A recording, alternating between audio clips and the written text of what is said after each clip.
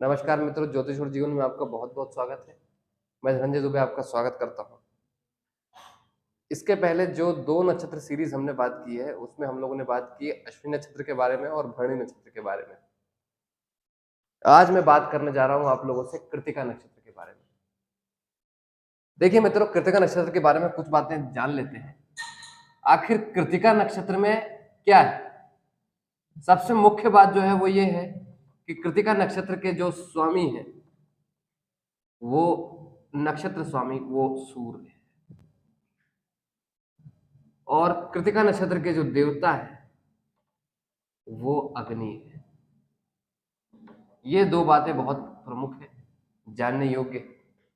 और कृत्तिका नक्षत्र जो है वो याद रखिएगा, मेष और वृष दोनों राशियों में पड़ता है। ये नक्षत्र ऐसा है जो मेष और वृष दोनों राशियों में आता है। मेष राशि में इसका एक पद आता है और बाकी बचे हुए 3 पद वृष राशि में जाते हैं। अब जो जानने योग्य बात है वो ये है कि कृत्तिका नक्षत्र के जो जातक होंगे उनके अंदर सूर्य के गुण, अग्नि के गुण, प्रथम पद है तो मंगल के गुण, और अगर वृष राशि में पहुंच रहा है तो शुक्र के गुण ये विद्यमान होंगे। इनकी छाप हमें दिखाई देगी। अब हम थोड़ा सा इस पर विचार विमर्श करते हैं। कृत्तिका नक्षत्र के जो स्वामी हैं वो सूर्य हैं और कृत्तिका नक्षत्र के देवता जो हैं वो अग्नि है। देखिए, बहुत सारी मूलभूत बातों में ऐसा भी कहा गया है, पौराणिक बातों में, कि जो अग्नि है, अग्नि का ही पुत्र माना गया है कार्तिकेय को। वैसे वो शिव के पुत्र हैं पर अग्नि का भी पुत्र माना गया है, क्योंकि अग्नि और शिव दोनों के ही योग से पैदा हुए थे कार्तिकेय।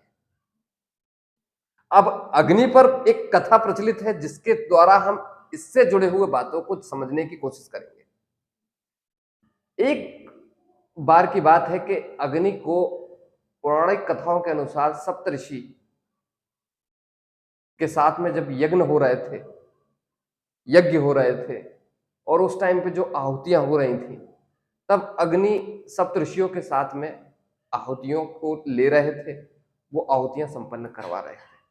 क्योंकि अग्नि जो है वो देवताओं को जो भी आहुतियां दी जाती हैं उसका मुख कहे जाते हैं। इनके द्वारा ही वो आहुतियां कहां तक पहुंचती हैं, वो हमारे देवताओं तक पहुंचती है, उनको फीड होती है।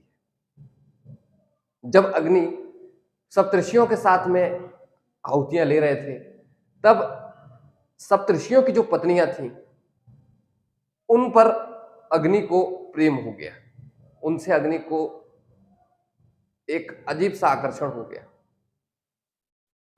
लेकिन ये नियम विरुद्ध था, ये घोर अपमानजनक था। अग्नि को इस बात को लेकर के अपने मन में बहुत ज्यादा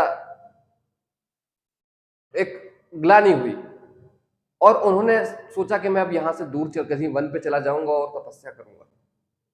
अग्नि वहां चले गए, लेकिन दक्ष की पुत्री स्वाहा वो अग्नि के प्रेम में थी और उन्होंने अग्नि से अपने प्रेम के बारे में बताया भी उनको, लेकिन अग्नि ने उनके प्रति कोई आकर्षण न होने की वजह से उनको मना कर दिया।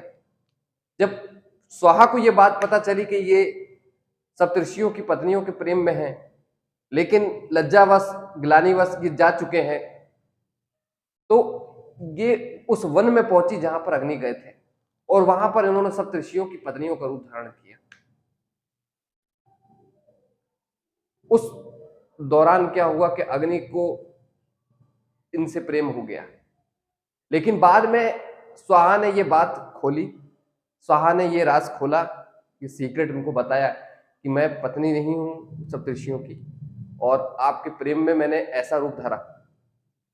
अग्नि को लेकिन ये बात बहुत अच्छी लगी कि चलो इसी बहाने जो मेरा प्रेम था वो पूर्ण भी हुआ और इसके लिए मुझे किसी भी तरीके का नियम विरुद्ध कोई कार्य नहीं करना पड़ा।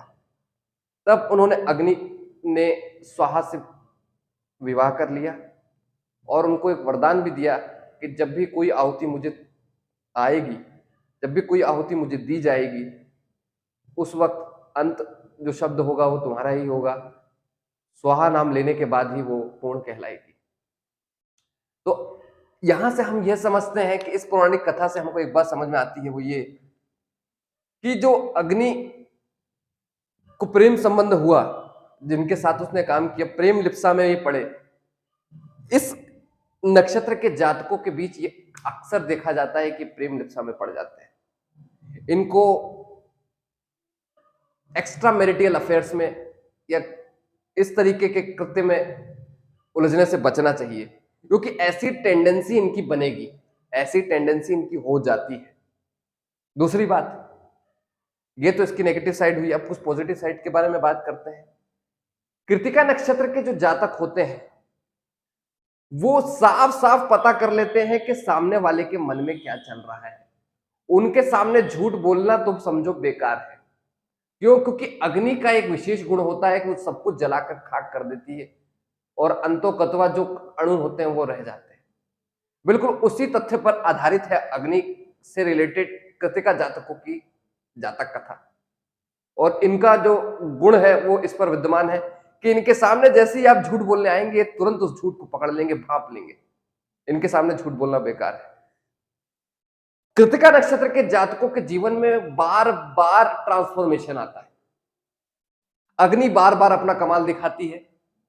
सूर्य से लिप्त होने के कारण यहां पर बार बार उनको बहुत से संघर्षों का सामना करना पड़ता है और फ्रीक्वेंट चेंज, जो भी जीवन में चल रहा है वो बार बार उतार चढ़ाव से होकर निकलता है और फिर कुछ नया आ जाता है। जैसे कोई आदमी किसी फील्ड में काम कर रहा होगा, अचानक से उस फील्ड से वो चेंज हो जाए। स्टील की फील्ड में काम कर रहा होगा, अचानक से वो बिजनेस चालू कर देगा। तो ये जो सडन ट्रांसफॉर्मेशन होते हैं वो अग्नि के कारण ही होते हैं। इस नक्षत्र के जातकों को ये बार बार देखना पड़ता है कि बार बार ट्रांसफॉर्मेशन से होकर गुजरते हैं। तो घबराना नहीं चाहिए। वो यही है कि बार बार इनकी जो सोल है, जो इनकी आत्मा है, वो प्योरीफाई होती रहती है। बार बार इनकी आत्मा की तरफ ये लोग बढ़ते हैं, अपने आत्मा की सुनते हैं और उसी और बार बार अग्रसर होते हैं। इस कारण इनको बार बार ट्रांसफॉर्मेशन से होकर गुजरना पड़ता है। तो घबराने की जरूरत नहीं है, ये इनके जीवन में रहेगा ही। तीसरी चीज जो मुख्य है, सुख में कोई कमी नहीं आती है। इन जातकों को बार बार ये देखना है कि कैसे भी करके ये विलासिता में ना घुस जाए, ये भोग विलास में जरूरत से ज्यादा ना चले जाए, क्योंकि इनकी टेंडेंसी बनेगी बार बार भोग विलास को कर लेगी और इसी लय में चलते जाना है।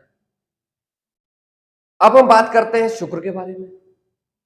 शुक्र की जो टेंडेंसी है वो ऐसी बनती है कि शुक्र को कहा जाता है मटेरियलिस्टिक प्लैनेट, क्योंकि ये सुख देता है और सुख देकर के ये संसार में उलझाए रखता है।